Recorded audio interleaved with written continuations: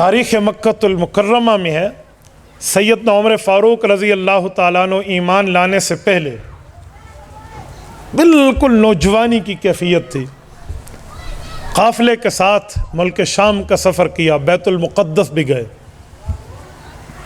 قافلے اکٹھے چلتے تھے، ایک جگہ قافلے سے بچھڑ گئے تو فلسطین میں مسجد اقصیٰ کے ساتھ یوں ٹیک لگا کر حضرت عمر بیٹھے ہیں، ٹیک لگائی ہوئی ہے اور اپنے قافلے کی تلاش میں ہیں کہ وہ اپنا قافلہ نہیں مل رہا، تجارتی قافلہ۔ اسی اثناء میں ایک نوجوان آتا ہے، حضرت عمر کے سامنے یوں ٹھہرتا ہے، اس کے ساتھ بھی ایک دو بندے ہیں، وہ یوں تھوڑا نظارہ دیتا ہے، یوں نقش نین کو دیکھتا ہے، غور کر کے پوچھتا ہے آپ خطاب کے بیٹے عمر ہیں؟ حیران ہو گئے، میں مکہ مکرمہ کا باسی، بنو عدی کا نوجوان، اور یہ اتنے دور مسجد اقصیٰ فلسطین بیت المقدس جہاں تہذیب و تمدن اور ثقافت بھی بدل جاتی ہے ایک دوسرے ملک میں جا کر۔ کہا جی ہاں، میری مہمانی قبول کرو گے؟ بھائی آپ کیا مہمانی کی بات کر رہے ہیں، میں اپنی پریشانی میں بیٹھا ہوں۔ کیا پریشانی ہے آپ کو؟ میرا قافلہ مجھ سے بچھڑ گیا ہے، میں اپنے قافلے سے دور ہو چکا ہوں، میں نے اپنے قافلے کے پاس پہنچنا ہے۔ کون سا قافلہ تھا آپ کا؟ نشانیاں دی۔ کہا جی ہاں، وہ قافلہ تو نکل چکا ہے، میں اسے دیکھ چکا ہوں۔ تو کہا بس یہ مہمانی کر لے، مجھے اس قافلے تک پہنچا دے۔ کہا میرے پاس ابلک نسل کا بہترین تیز ترین سری گھوڑا ہے، تمہیں اس گھوڑے پہ بٹھا کے چھوڑا ہوں گا، لیکن شرط ہے میری دعوت قبول کرو گے۔ ٹھیک ہے بھائی، اب تیری دعوت ہی قبول کرنی ہے تو ٹھیک، چلیں گا، چلو۔ گھر پہنچے ہیں، دعوت ہو گئی ہے، کھانا کھلا لیا۔ اس کے بعد جو اس زمانے کی دستاویز لکھی جاتی تھی، جو اس زمانے کے اسٹیمپ پیپر ہوتے تھے، وہ اٹھا کے لایا تو حضرت عمر فرماتے ہیں میں حیران ہوں، کیا کاغذ لے کر آئے؟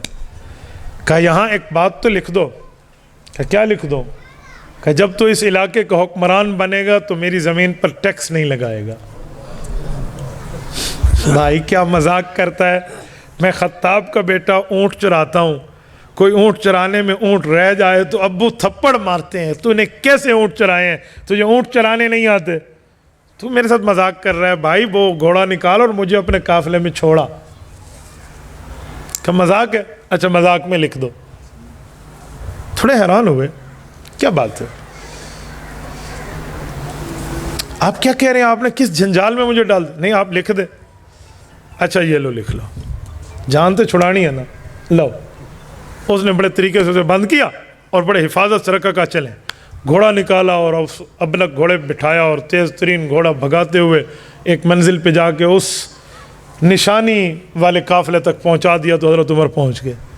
بات آئی اور گئی ہو گئی، وقت گزرتا گیا گزرتا گیا گزرتا گیا، اعلان نبوت ہوا ہے، حضرت عمر دشمن رسول اول درجے کے شروع میں بنے ہیں، پھر سر لینے کے لیے سب نے انہیں بہادر بنایا، خود کو بزدل بنایا، ہم سے کچھ نہیں ہوتا، تجھ سے سب کچھ ہوتا ہے، تو جا، یعنی خود نو ہجڑا منے ہیں نا سارے نے، تو ہی جا نا، ابو جہل اینڈ کمپنی نے، ہم نہیں چل سکتے آپ جاؤ، رب نے منوایا کہ تم میں ان جیسا کوئی نہیں ہے، تو یہ سر لینے گئے ہیں، اصل سر دے کر آئے ہیں، معاملہ کچھ اور ہے، ایمان لے آئے ہیں، معاملہ چل پڑا ہے، حتیٰ کہ ہجرت ہوئی ہے، مدینہ منورہ پہنچائے ہیں، بات حاشیہ ذہن سے بھی نکل چکی ہے، رسول اللہ دنیا سے رخصت ہوتے ہیں، حضرت ابو بکر امیر المؤمنین بنتے ہیں، حضرت ابو بکر کے بعد حضرت عمر امیر المؤمنین بنتے ہیں، 22 لاکھ مربع میل پہ اسلامی پرچم لہرا رہا ہے، لیکن بیت المقدس کا فتح ہونا بھی باقی ہے۔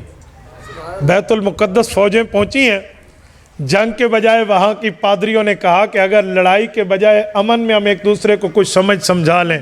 کہا جی بہت اچھا، ہم تو لڑائی سے پہلے کی بات سمجھنے اور سمجھانے کی بات کرتے ہیں۔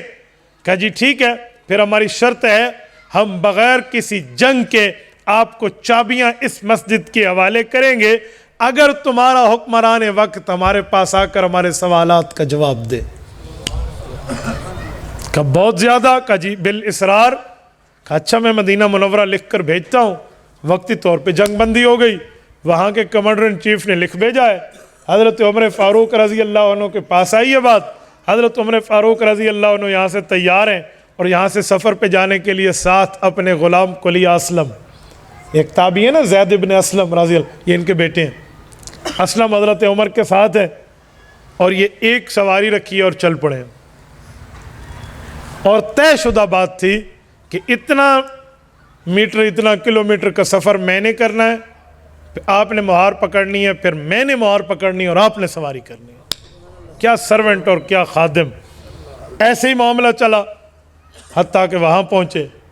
جب وہاں پہنچے تو وہ اتفاق یہ ہوا کہ حضرت عمر فاروق کی باری تھی مہار پکڑنے کی۔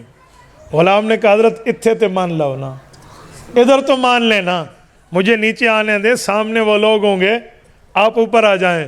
کہا انصاف انصاف ہوتا ہے، آپ اوپر بیٹھو۔ تو وہ پادری لب کے اوپر والے کی طرف، وہ غلام تھا، اس نے کہا امیر المؤمنین یہ ہے، انہوں نے کہا جی ایک نشانی پوری۔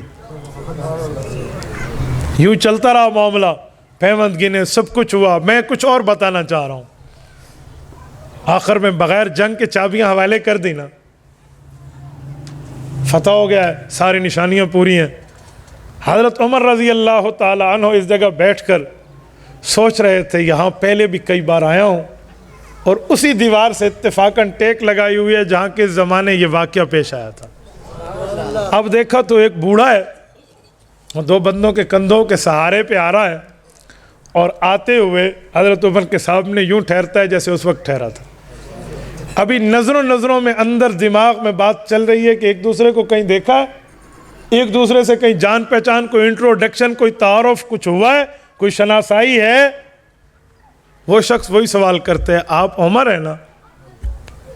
یہ آواز بھی میرے ذہن میں کسی زمانے میں گونجی تھی، یہ اندر بات چل رہی ہے۔ آپ خطاب کے بیٹے ہیں نا؟ یہ بھی مجھ سے پوچھا گیا تھا، کہاں تھا، کیا معاملہ تھا؟ یہ جیسے لوڈنگ ہوتی ہے نا، یوں چل رہا ہے معاملہ، اوپننگ ہو رہی ہے، بات کھل رہی ہے۔ وہ شخص وہی دستاویز سامنے رکھ دیتا ہے جو اس زمانے کی تھی۔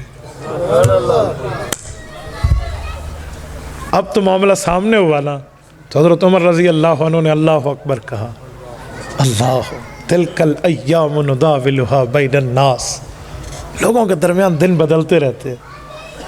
وہ معاملہ تو مذاق کا تھا، جان چھڑانی تھی، لکھ دو جان چھوٹی۔ اب تو عمر کا انصاف چلے گا، جس کے ایک کوڑے پہ مدینے کی زمین کا زلزلہ رکتا ہے، یہ نا انصافی کرے گا؟ اور جس کی آواز ساریہ بن زنیم رضی اللہ عنہ تک حوالے جاتی ہے، جس کے ایک خط پہ دریائے نیل چلتا ہے اور قیامت تک چلتا رہے گا، جس کی چادر کے ڈر سے ہررا کی آنکھ بجھ جاتی ہے، یہاں نا انصافی کا تصور۔ اب وہ کہہ رہے وعدہ پورا کریں۔ صحابہ کی شورا میں بات رکھی گئی کہ امیر المؤمنین وعدہ کو وفا کیا جائے۔ فیصلہ ہوا، ادھر وعدے کی وفا کی بات ہوئی ہے، اور ادھر بوڑھا جیسے انتظار میں ہو، کہا جی مجھے کلمہ پڑھا لیں، اور یہ ساری زمین جو آپ نے میرے لیے معاف کی ہے نا، یہ اسلام کے حوالے کر رہا ہوں۔ بوڑھے میاں معاملہ کیا تھا؟ کیسے کہا تو نے؟ کیا معاملہ؟ اس نے کہا میں نے انجیل اور تورات کو پڑھا ہوا تھا، تورات و انجیل میں رب نے بتایا جو آخری نبی آئیں گے وہ ایسے ہوں گے اور ان کے ساتھی ایسے ایسے ہوں گے، تو وہاں سے پڑھ چکا۔ اچانک یہاں سے گزرا، اپنے کام پہ، جوانی کی زندگی تھی، آپ کو دیکھا تو حیران ہو گیا کہ جو شکلیں میں نے کتابوں میں پڑھی ہے وہ یہاں نظر آ رہی ہیں، تو وہ لکھوا لیا آپ سے۔ تو آج میں نے دیکھ لیا، آپ کا انصاف بھی دیکھ لیا، اسی لیے جو ہمارے پیغمبر ہم سے اپنی کتابوں میں وعدے کر گئے ہیں، آج اب ان پہ عمل پیرا ہو رہے ہیں۔ میرے دوستو، سیماہم فی وجوہہم من اثر السجود، ان صحابہ کے چہروں میں رب نے یوں ایمانی نشانیاں رکھی ہیں۔ تبارك الذي نزل الفرقان على عبده ليكون للعالمين نذيرا